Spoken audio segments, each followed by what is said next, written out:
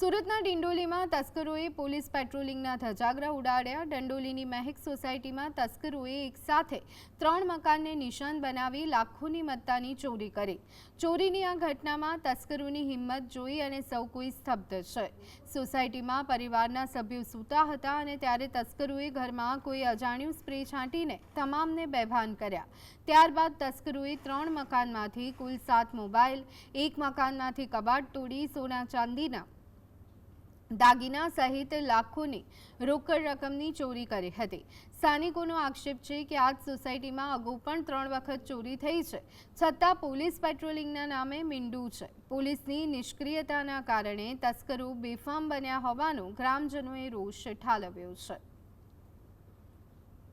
3 મકાનોમાં ચોરીનો બનાવ બન્યા છે। એક મકાનમાં 2 મોબાઈલ અને 30,000 કેશ, બીજા મકાનમાં 3 મોબાઈલ અને બીજા મકાનમાં 2 મોબાઈલ।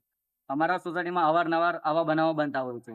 અગાઉ પણ બાઇક ચોરીના બનાવો 4 થી 5 વખત બનાવ બની ચૂક્યા છે અને એ બનાવ બાબતે અમારે ડિંડોલી પોલીસ સ્ટેશનમાં અવારનવાર લેખિત અને મૌખિક ફરિયાદ આપેલી, પરંતુ ડિંડોલી પોલીસ કોઈ આ બાબતે ધ્યાન આપતી નથી અને ગંભીરતાથી લેતી નથી।